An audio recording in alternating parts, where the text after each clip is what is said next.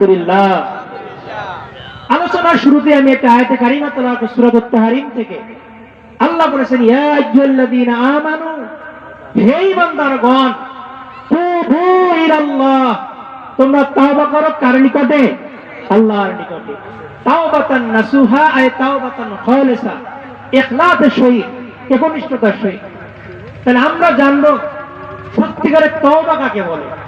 একটা মাস্তা জানবেন, একটা মাস্তা শিখলে অনেক ফজিলত আছে। আগে জানি তওবা কাকে বলে। শরীয়ত কিতাবের মধ্যে মরহুম মুজাদ্দিদ আজম হাতেম আল-দুবাইর রাহমাতুল্লাহ তিনি লিখছেন সংক্ষেপে একদম, জাহিরি এবং বাতিনি গুনাহ থেকে, প্রকাশ্য অপ্রকাশ্য গুনাহ থেকে ফিরিয়ে থাকার নাম তওবা। প্রকাশ্য গুনাহ করা যাবে না, অপ্রকাশ্য গুনাহ করা যাবে, এটার নাম তওবা। এটার নাম কি? এই যে একটা মাস্তা শিখলাম, কি উপকার হইছে?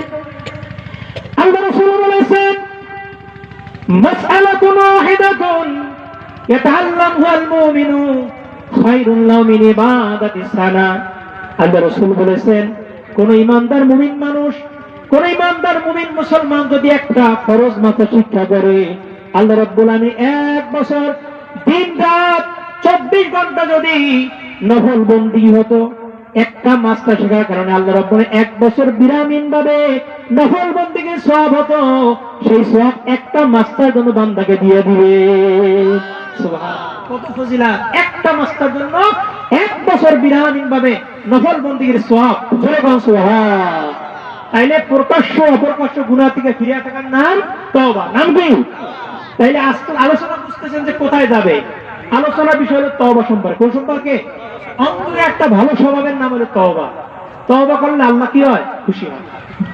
আল্লাহ রাসূল বলেছেন, আত-তাইবু মিনাজ যামবি কামান লা যামবা লাহু, যে ব্যক্তি তওবা করেছে ওই ব্যক্তি যেন এমন হইল সে যেন জীবনে গুনাহই করে নাই। জোরে বলুন সুবহানাল্লাহ। আশরাফ আলী থানভী রাহমাতুল্লাহি আলাইহি হাকিমুল্লাহ মাতি বলেছেন, কোন মানুষ যদি ব্ল্যাক বোর্ডে কোন লেখা লেখার পরে লেখাটা মুছে ফেলে, আগের লেখা কি আসে? জীবনেও আর আসে না। তেমনি ভাবে কোন মানুষ যদি নিজের গুনাহের কথা স্মরণ করে, নিজের ভুল বুঝার পরে আল্লাহর নিকটে তওবা করে, আল্লাহ রাব্বুল আলামিন বলেন, ও বান্দা, দুনিয়ার ভিতরে তুমি যেন এমন হইয়া গেলা, নিষ্পাপ মাসুম হইয়া গেল, যেন তোমার জীবনে কোনো গুনাহ তুমি করো না।